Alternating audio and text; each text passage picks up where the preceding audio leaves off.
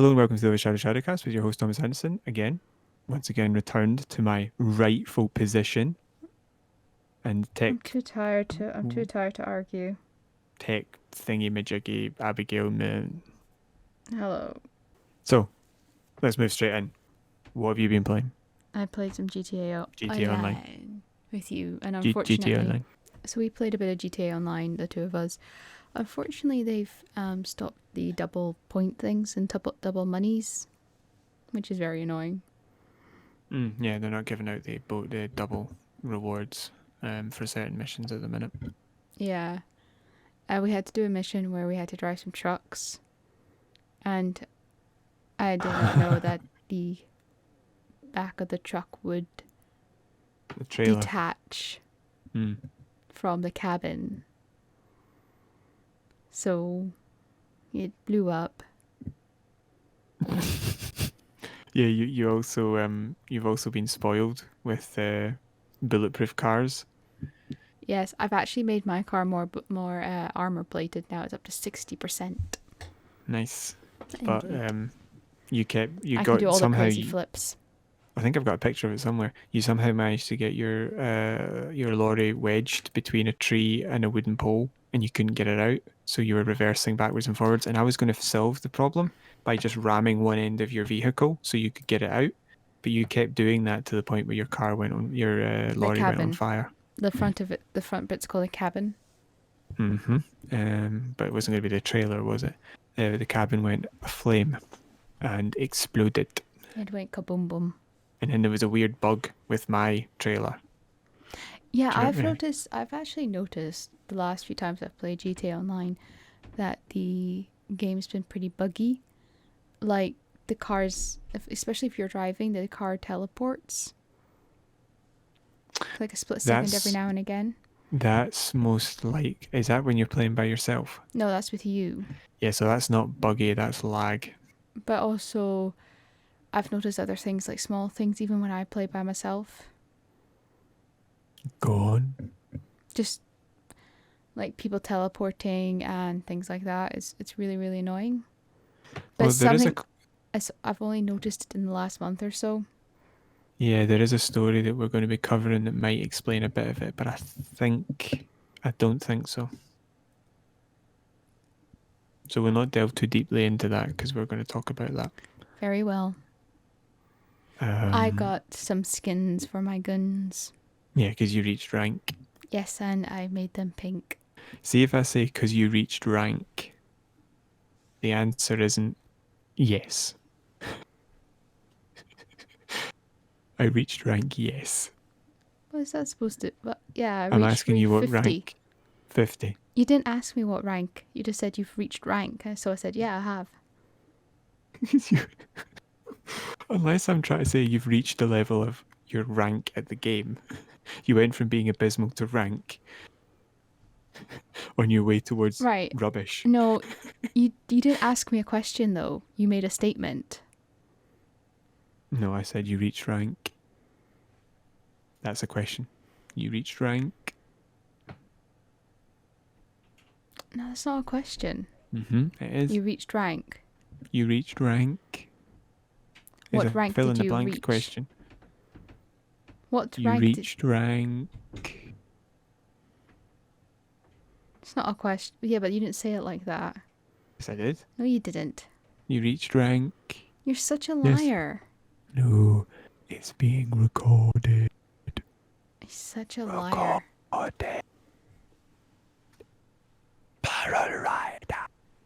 Anywho. Oh, what have I been playing? What have you been playing? A bit of the usual. Played some more of Assassin's Creed Syndicate with my brother. But all we did was run around collecting collectibles, so it was a bit boring, really. But it was a bit hit and miss because it was done sort of like staccatically. We'd had an hour here, half an hour there, sometime there. I've never heard that word before, sorry. Staccato. Staccato, that's a Italian word for music. Yeah, as in boom, boom, boom, boom, boom. As in it's broken up, I think. Oh, I used to have to remember all those words. I hate those words. Sounds like staccato might be like if you hit something over and over again. It was done in sections over and over again. We didn't get a full play, so we just did collectathon stuff. But we're ready to actually finish the game next time we play. At least we've done all the side stuff now, so it's just play the game. Maybe you should do some gameplay footage recording, and then you can put it in with the podcast that we do.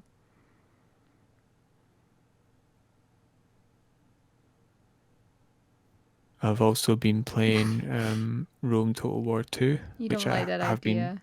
I've been playing for several weeks now, if not months, but I keep forgetting to talk about. So Rome Total War 2. What do you do in it? Your Total War games, you're basically in charge of a country or a state, and then your job is to essentially take over as much territory as possible. So Roman. The world. So a Roman conqueror, basically. No. You start while Rome is a republic. I don't know what that means. There's no emperor. The ultimate power is the Senate. Oh, okay. When it was a republic. Okay. And then it became an empire. I think was it 40 AD or 40 BC? One of the two. I don't know. I think it might have been BC, and that was might have been BC. I think it would have been BC. It would have been BC because I think there was a emperor roughly around that time. Yeah, about the time Jesus was crucified in the Bible. So I would say BC.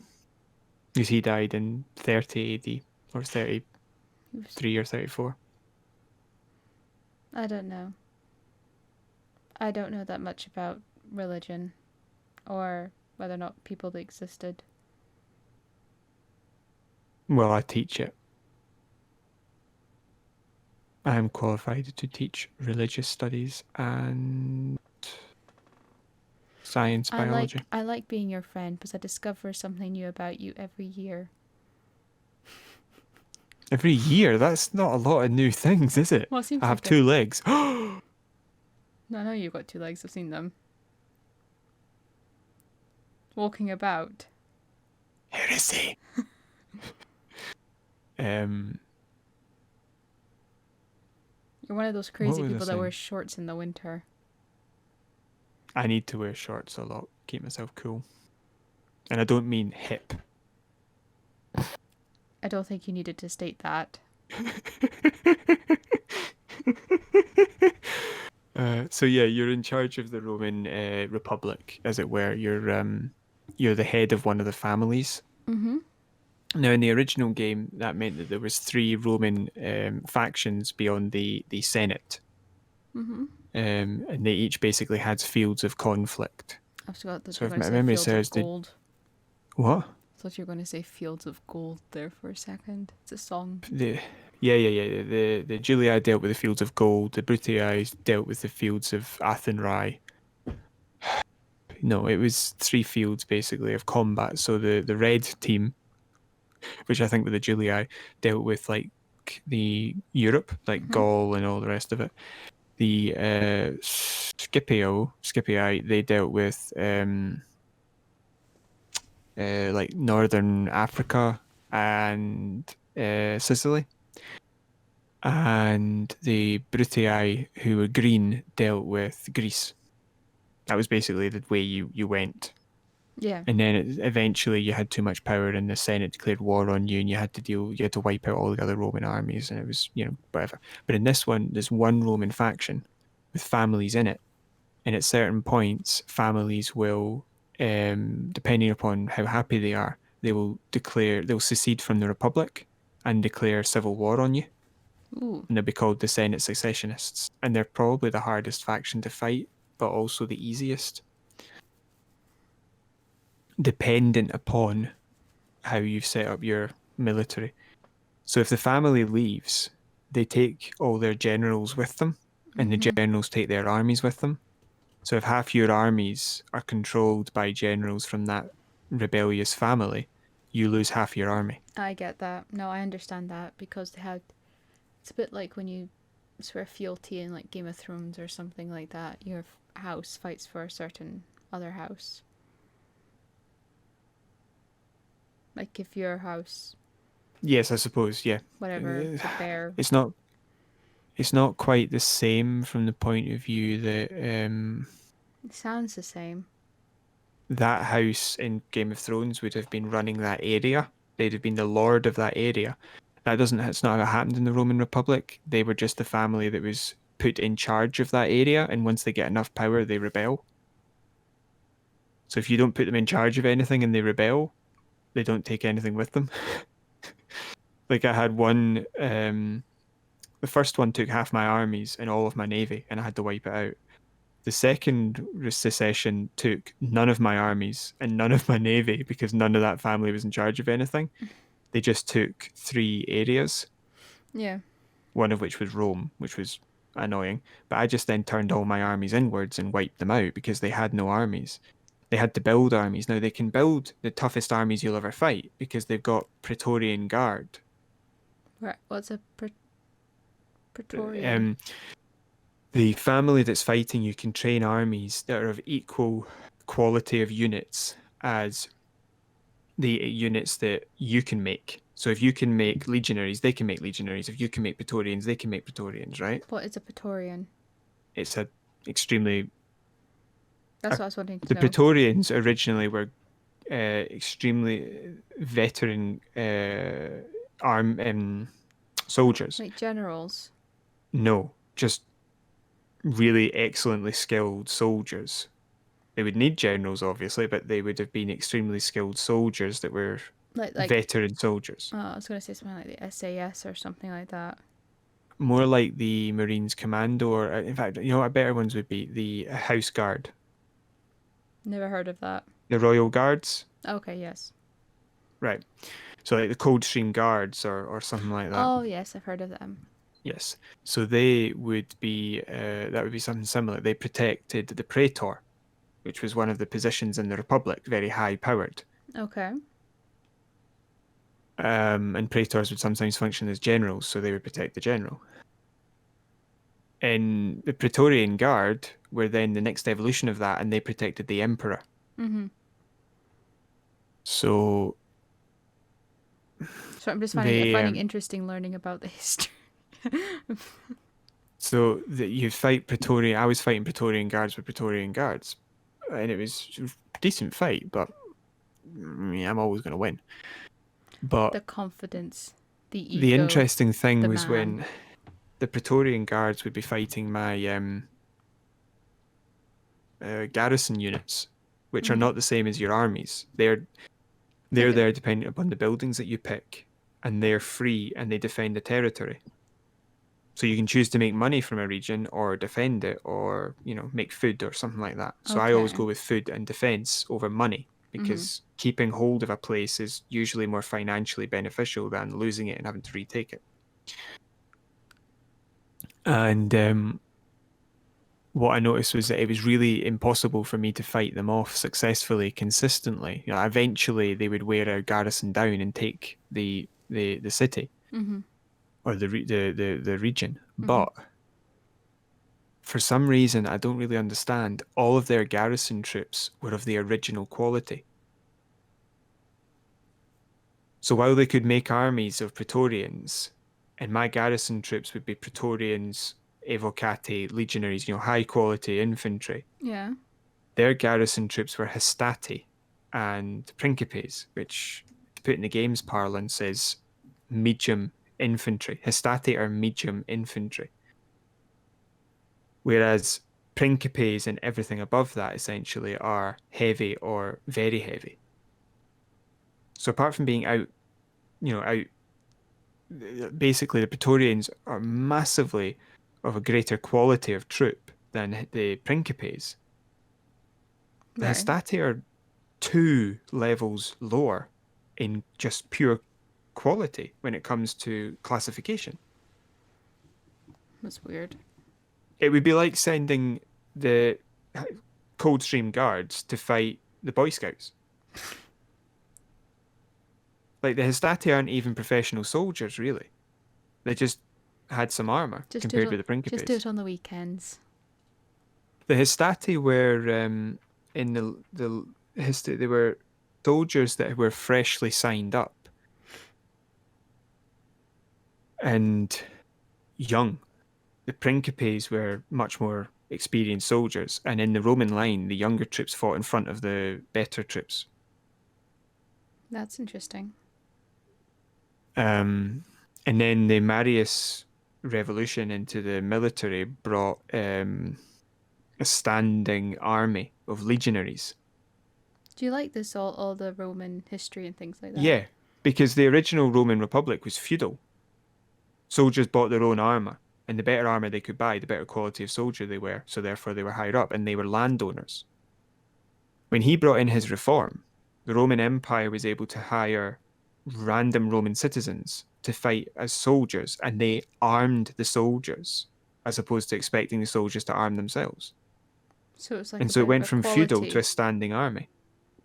Was it to It like... became a standard quality. All soldiers were trained and equipped, and they were able to work together better. And there was a standing army that was constantly there.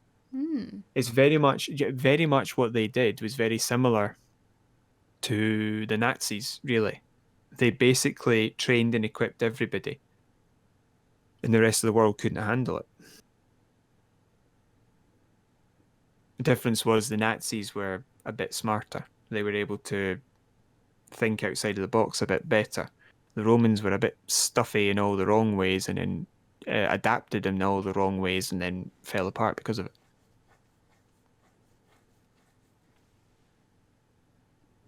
That's scary. But yeah, that's basically what they did. They just, yeah. So I found this very strange. The units from the very beginning of the game were appearing in this rebel garrison, whereas they were able to train the best units in the game to fight me with it, on the battlefield. So I couldn't understand why that was happening. But it made it very easy to win because I only had to beat a few armies and then just literally the rest would just auto resolve the sieges. Yeah. It was like I'd lose like 12 men to like 600 next because it's that quality golf. Yeah. But that was only weird. The rest of it is pretty good. It's pretty difficult.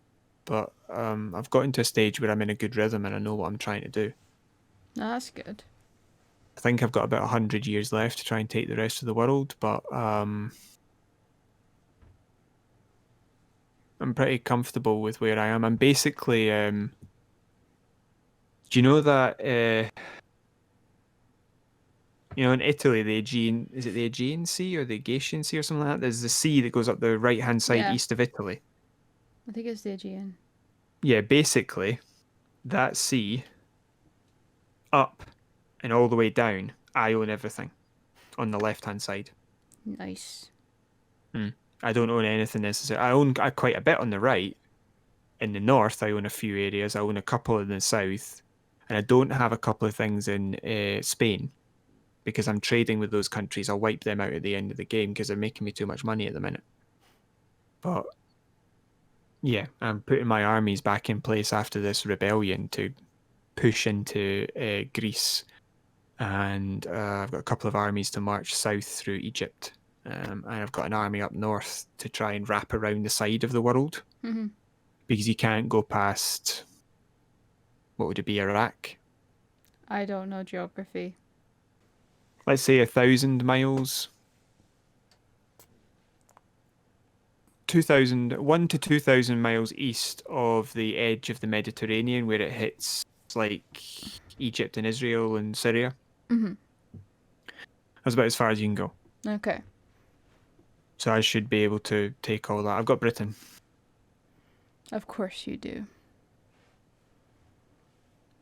And Scotland and Ireland are in it. They sometimes cut them out of games.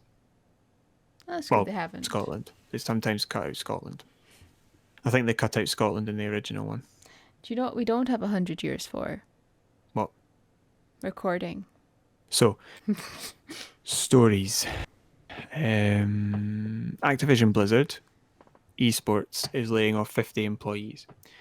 I'll boil down this story for you. Basically, what's happened is they've decided they're not making enough money from their esports, so they're slowly winding it down. They're saying that they're giving those people They've informed the people who are losing their jobs. They informed them on Tuesday.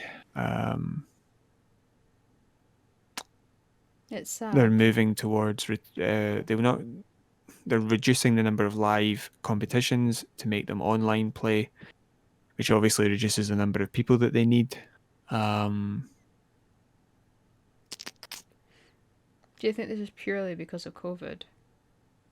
Oh no! They were looking to do this 2 years ago. They weren't getting as many people in as they wanted, so they were always going to start reducing figures for the thing. It basically, if you think of fan service, where you keep something running that's maybe not as profitable as you would like, but it really gives the fans something, Activision Blizzard are the opposite. They'll shut it down as soon as they're not making a couple of billion. They don't care. So that's what they've done. Something that gave people a lot of joy, they're just slowly shutting it down to suit themselves. That's sad. The two, it's Overwatch League and Call of Duty League. They're the two. I'm more sad for the people that are losing their jobs, because this is not the economy to be. This is not The simple fact of the matter is that they could, if their boardroom took a 50% pay cut, they could keep these 50 on and rehire the 800, was it they fired before, and still have money left over. But then that would mean they'd have to make a sacrifice, which people in high up never want to do. Exactly. Yeah. We've always got this conversation in politics about, and it's always people like the Tories and stuff like that come forward and say, no, we need to, CEOs deserve to be paid 300 times as much as the lowest member of the organization, because they've got so much work to do, they take on all the responsibility. And we know that the more you pay for a CEO, the more money your company makes. No, that's never been proven at all. Ever. In fact, all that you know is that the more money the CEO makes, the more people get fired when he gets hired. Yeah. And as soon as you start going through a rough patch, it's never from the top. They never take the cream from the top. They take I sort of say the dregs to the bottom. That's not right. They take from the bottom. Well, that's the point, isn't it? If you do use that analogy, only a little bit of the cream would be required, and everybody up there would still keep their job. As it is, because they're taking from the bottom, they've got to drop hundreds of people to make it up. Which is just very, very sad. And I know that all too well. Yeah. Yeah, I would talk about this a bit more, but there's nothing to talk about. It's not done as well as they would like, so they're just shutting it down. There's no need. It would probably be fine. They'd probably make some money, or at least. I thought esports were more popular than ever at the moment. But wasn't it like some little kid is? Do you remember EA when they shut down the Star Wars single player game that was being made by in a similar vein of Uncharted? No. They shut it down, and one of the questions that the board members asked the woman who was writing it or developing it was, how do we make $1 billion from this? They don't need to make $1 billion. A few $100 million would have been fine. And that's what they would have made. But they don't care. They want that huge figure. They don't care about anybody else. They just want that huge figure. I mean, it's like, look at Disney. Did they bother to write a proper episode 7, 8, and 9 for Star Wars? No, they rewrote episodes 4, 5, and 6 because they knew algorithmically that would bring them the most money. It's a nostalgia factor. It's algorithms. That's all these people care about. They don't care about humans. So one of the greatest failings of modern society is that we have worshipped capitalism to such a huge degree, we don't ever actually hold it account for any of its failings. We just say, oh, well, them's the breaks, and then the poor people all get shoved in the mincer. Yeah, but like you say, like Disney are just repeating the same things over and over again. Like that's what they're doing for their live action adaptations. And they're not even good. Do you know you could make say series, like a TV series of KOTOR, it would obviously be limited because it would be the games. But see if you did that. You should write the scripts for it. Ridiculous. You'd make so much. I wouldn't actually. I would. I disagree with what BioWare did with the Old Republic. I would go back and I would write a KOTOR 3, which somewhat revamped that a little bit. And it would retro. It would. It would. Oh, what's that word I'm looking for?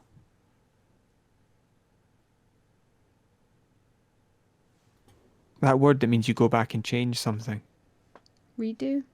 No. Regenerate? Rainbows. Restructure? Reinvigorate? Retcon. Right. Retcon. They retconned it. You'd have to retcon it a bit, but it would make the thing better. But I can't tell you what I'd write it about because that would give away what happens in KOTOR and you've not played it yet, so next. Indeed. This is a story that I think will impress you. And it does link back to what you were talking about before. Rockstar have implemented a fan-made fix for GTA Online's load times, which apparently can reduce it by up to 70%. That would be very helpful because at the moment it takes forever for my games to load. Okay, so the fix arrived on the 16th of March for Xbox One, PS4 and PC. Yep. It's still taking forever. Okay, most likely. I've checked. I don't have any upgrades due or anything like that, because I always check them.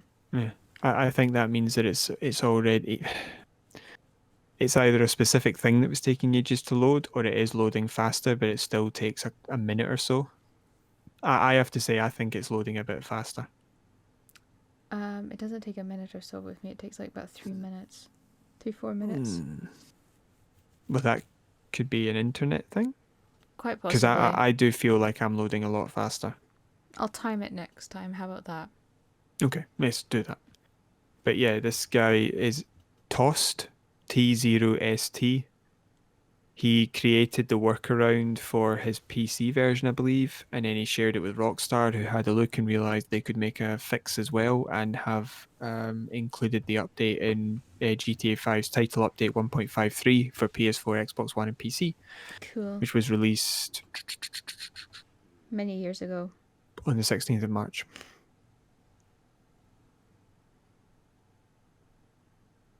I've got nothing else to say to that other than I'm not experiencing any difference in loading times. If anything, it actually feels a little bit longer.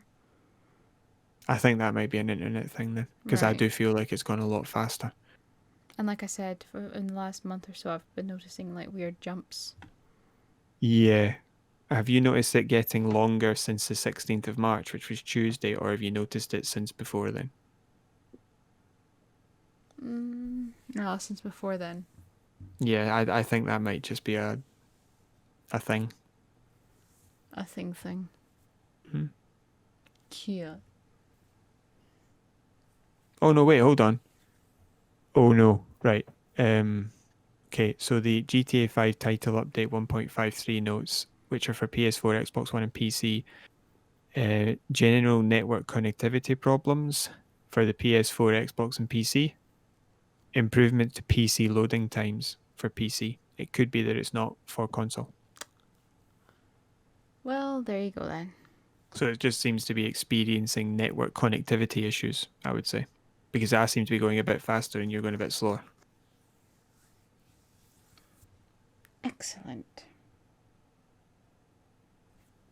Okay, well now that I've disappointed you. Yes, I'm very disappointed now and must go. Yes. Okay, you may do the outro. So, if you have liked what you've heard this evening and you'd like to hear more, you can always subscribe to the channel.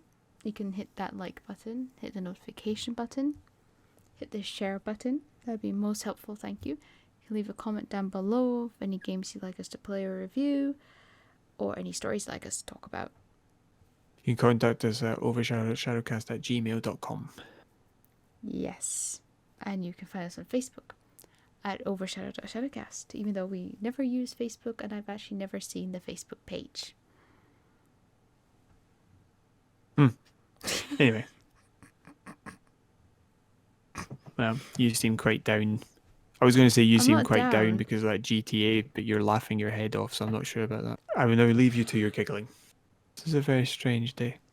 It is. I'll talk to you later on. Thank you. Well, fine. I won't talk to you later on then. I'll say goodbye to everybody who's listening. Goodbye, bye, James. Guys. Thank you very much for listening. If you're there. Thank you. Bye-bye. Farewell.